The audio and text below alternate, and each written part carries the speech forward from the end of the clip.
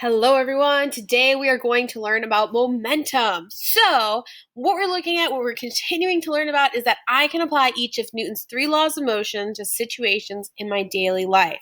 Now, these notes go right along with the slides, just like the types of forces and Newton's laws that we did earlier or previously. So, it's going to be similar today. There's slides going over the front, and then there's some review of some math, and then some new math we're going to be learning about today. So, without much further ado, let's get going. So, what we're learning about is momentum. We want to be able to apply each of Newton's three laws of motions to situations in our daily life. If you have not yet put your name on this paper, please make sure you do that. Please put the due date and the hour. Now, the best would be to use the paper copy you got in class. If you don't have a paper copy, if you've got a printer that you can print it out, that would be the next best. If you don't have that, writing it down, recreating it on paper would be the next best. If you truly have none of those, Kami might not be the worst to go about this, but it would be best if you could have a paper copy. Also, at any time in this presentation, if you need to pause so you can write things down or rewind and re-listen to something, by all means, go for it. So, without much further ado, we are talking about momentum. Momentum is the objects in motion have momentum. So there's your first word to add there. Momentum. It is a measure of mass in motion. So you're writing down a measure of mass in motion. I won't say that for all these. I'm just getting you started here. But the formula for momentum is momentum equals mass times velocity. Please write the formula in words, and also the P equals M times V. Now you're probably like, what does the P stand for? The P stands for momentum. Why did they choose the letter P? Well, they couldn't use the letter M because we already had that for mass. So they used the letter P for momentum. Don't ask me why it is what it is. The other thing that's really important to write down here on the kind of the right-hand side that people always forget is the units. So that's way over here on the side. Make sure you add those. And what those units are is mass is in kilograms and kg.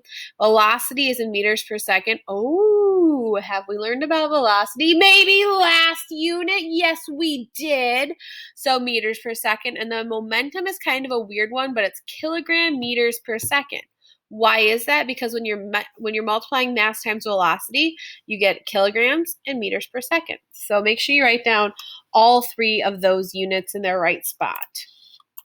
So momentum versus inertia. Both depend on the mass of an object. Momentum takes into consideration how fast the object is moving. It is represented by a vector. I bet you didn't see that one coming though. But a vector has both direction and magnitude. Am I going to make you watch this video? Yes, I am, because the big thing about a vector is just a mathematical symbol that represents both direction and magnitude. So multiple things can be vector quantities, which means with momentum, we want to have a direction of where something's going. Do I have this video? You know I do. Like, come on now. Did you even have to question it?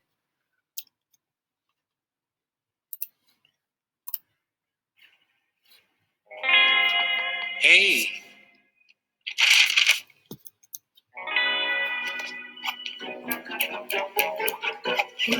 I'm applying for a new villain loan. Go by the name of Vector.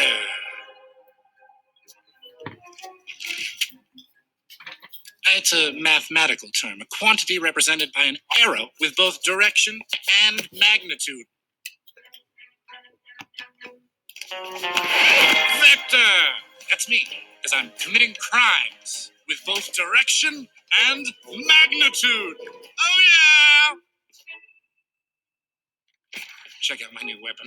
Piranha gun! Oh, yes! Fires live piranhas. Ever seen one before? No, you haven't. I invented it. I'm doing a demonstration. Oh, gosh, it's so difficult sometimes to get the line back inside. Woo! Okay, so moving on. Momentum can transfer. What does this mean? Think bumper cars. So these are collisions. Momentum can transfer when there is a collision. That's what you're writing down as collision. It's a situation in which two objects in close contact exchange energy and momentum. So momentum from the bumper car that hit you will transfer to your bumper car and make you move. You gain some momentum. Their bumper car loses momentum. If you're both head on heading towards each other, you're going to pass on some energy to each other, but momentum can transfer. So if you're sitting there completely still and you get hit by another bumper car, you're going to move because momentum can transfer. So the object with less mass will have the greater change in velocity. Momentum, though, is conserved, and this is a big thing. During a collision, each object exerts a force on the other. Conservation of momentum tells us that the total momentum of a system of objects does not change as long as no outside forces are acting on that system. What force is typically an outside force that is acting on it, so this doesn't seem perfect? Friction. Momentum is always conserved, but sometimes a lot of it, or a chunk of it, will go to friction, which we can't see. That's where some of that extra goes to. But Newton's third law says for every action, there's an equal and opposite reaction, or there's an action and a reaction. This law now comes into play because if there's a collision action, there's going to be a reaction. So, some types of collisions that we can have. The momentum, the big thing, is always conserved, regardless. Now, there's a few types. There's bounce off or elastic. The objects in the collision will bounce off one another and momentum will be divided between the two. There's also another one where it becomes a system or it's inelastic. Please write both of those there. The two objects will stay together and will collectively share the total momentum. So kind of an example of these. I've got a bumper car versus like a head-on crash. So if we've got something that's like the bumper car, this is from, if you kind of remember, Mater and the Gator. Yes, I have my two best friends here, mostly because I like saying Mater and the Gator. But when they bounce off, when they hit, there we go, they bounce off. And typically you see that Mater, there we go, Mater does not usually move as much because Mater is heavier. But this is bounce off, it's elastic. Now we can have an inelastic collision. If you remember from the first notes that we did together, I said like if this hits, right, they can kind of become one. Or if Mater would come along and hit the Gator, right, there's going to be a transfer of energy. This Gator didn't all of a sudden just start moving. There's not a little person that's sitting there and like flooring it.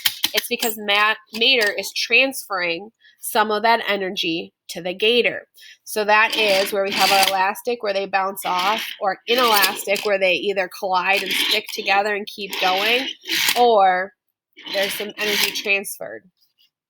And remember, the one with less mass will have more energy transferred to it. The heavier object will lose more of its momentum. But when I say lose, it's not actually losing it. It's just getting transferred over. So momentum with Newton's third law. Momentum is more or less another way to look at Newton's third law, always having that conservation of momentum. Between any action and reaction pairs, momentum is never lost. Outside forces are the only thing to disrupt this conservation of momentum. A lot of times it's friction, maybe air, which is like air friction of sorts, but outside forces can act on a reaction pair, and then the momentum is dispersed to those outside forces, but momentum is still conserved. An example, firefighters must apply an outside force to hold onto a water hose. If they did not, the hose would go in the opposite direction of the water. Now, I'm not a firefighter. I don't know if anyone in the classroom is a firefighter. Maybe you have a parent or a family member that is. There's usually not just one person that's holding onto the hose. There's a lot of pressure coming out there, which means there's a lot of force going forward with the water. So there's got to be a lot of force to hold it. So you need to have lots of people to be able to counteract all that momentum that is coming back from the water going forward. I do have a quick wrap up of Bill Nye, and then we'll move on to the back where there's a little bit of math.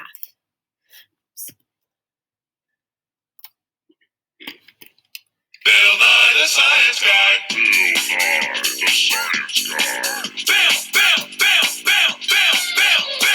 Bill Nye the Science Guy. 1, 2, 3, 4, 5, 6, 7, 8, 9, 10, 11, 12. Ping pong balls are great for ping pong, but they're not for bowling.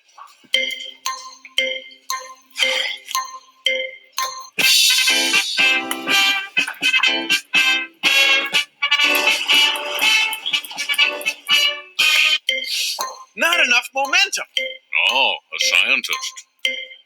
Bowling balls are about 3 kilograms.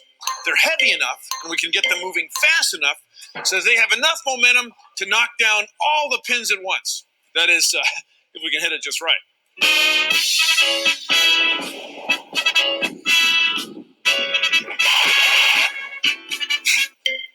Well, that was pretty good.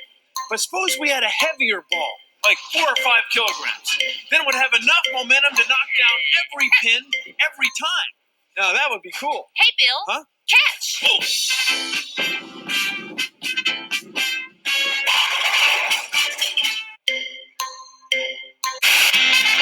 And now, great moments in momentum.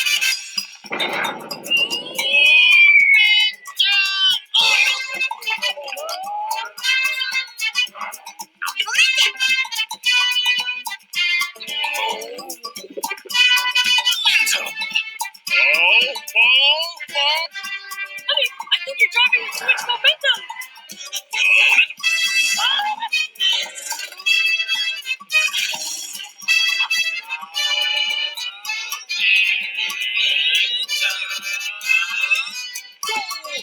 This has been Great Moments in Momentum. Bill Nye the Science Guy. Okay, so heading over to the doc cam so we can work on some little bit of a review of some math and then some of our new math. So our first ones, these probably look very similar to ones that we've done before. Our net forces. So given the following, calculate the resulting net force by writing your answer, remember the units, and also draw a vector of the overall net force. So let's do like 2 of these together and then the rest you're going to do yourself. Let's do number 2. What I always start with is get your overall forces correct. So this 4 newtons is heading in the same direction as this 3 newtons. So this is going to add together to be 7 newtons. And then I've got 8 newtons, and that's the only one heading in that direction. So if I've got 7 in one direction and 8 in the other direction, remember for this math, it doesn't completely matter which way it goes. So if you need to use your calculator, got 1. The bigger thing is you just need to know, like you don't need negative or plus or negative as long as you've got the correct arrow, which the 8 is bigger than the 7, so we're going to have 1 newton in that direction. And I should box in my answer because that's going to be correct. Well, let's head over to number 6. Number 6, I've got 4 newtons down and 10 newtons down. If I add 4 newtons and 10 newtons and they're all going in the same direction, that's 14 newtons. And that's actually it. I'm done. Because it's already in the correct, they're both going the same way. I just had to add them up. So that's what you're doing for all these other ones. If the arrows are in the same direction, they get added. If they're opposite directions, they get subtracted. For the next one, we've got force is equal to mass times acceleration. So remember, that's F equal M times A. Force is equal to Newton. That's what the mass times acceleration, that comes to a nice little Newton formula. Mass is equal to kilograms, and acceleration is meters per second squared. So what net force is required to accelerate a car at 2 meters per second squared if the car has a mass of 3,000 kilograms? So let's write it out. I've got 2 meters per second squared. That's my acceleration. And I can match it up because I've got the A there.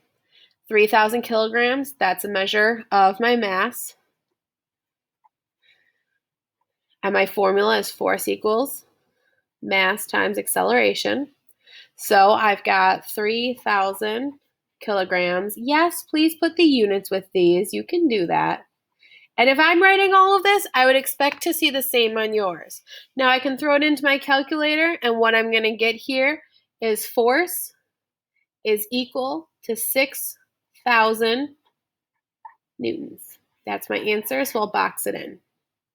It's the same thing you're going to do on one of these. So let's set up our next one. I'll let you do that yourself, and then you got the last one all for yourself. So this one, we've got a 10 kilogram bowling ball. What force is going to be required to accelerate it at 3 meters per second squared? So we've got our 10 kilograms. Our acceleration is 3 meters per second squared. Force is equal to mass times acceleration. So our force is equal to blank and your units newtons. So you just need to finish that. And then you've got this very last one to do as well. And then momentum problems. So these are new ones. So momentum is equal to mass times velocity. If you want to make this even easier, P equals m times v. Reminder, our units for momentum. This is the weird one. We don't have a nice, like, cute label to put on it. It's kilograms, meters per second. The mass is in kilograms, and velocity is in meters per second. Remember, it's not meters per second squared because this is velocity. Acceleration is meters per second squared. Velocity is just meters per second. So we're going to drag and drop just like we did for the force problems. So calculate the momentum of a 750 kilogram car traveling at 50 meters per second. North. Let's write in north so we don't forget it there. So we have 750 kilograms. And we've got 50 meters per second. If I'm writing it, I'd expect you are too. So P equals m times v. And then if we substitute this in, we get momentum is equal to our 750 kilograms times our 50 meters per second. Toss that in. 750 times 50. 37,000, 5,000 kilograms, meters per second. Box that in. That's our answer. Our next one, basically the same thing. We have our 20,000 kilogram train is traveling east at 20 meters per second. Let's write east so we don't forget to write east. So we've got then our mass is 20,000 kilograms. Our velocity is 20 just meters per second. Our formula is P equals m times v. Substitute it in, and then you can get your answer. This last one, so find our momentum of our 25 kilogram object going 4 meters per second. We don't really have a direction, so we could just go forward. And honestly, we could say the same up here if it doesn't have. We could assume it's going forward. But we need to put them in. So our formula, remember, is P equals m times v. So now you need to finish. Finish these before turning these in. You've got 1, 2, 3, 4, 5, 6, 7. Honestly, in the time that it took me to say all that, you probably have most of these done already. Make sure you've got the practice. These will show up on our test and our quizzes. Please let your teacher know if you have any questions. Otherwise, have a great day, everyone. Turn this in with pictures when you're done so that we can give you a grade for doing this. And we can see that you've learned this material. If we're not getting this in, then we're not sure, and we're like, oh, we better reach out and do more work or more practice with you. Let your teacher know if you have any questions. Otherwise, have a great day, guys.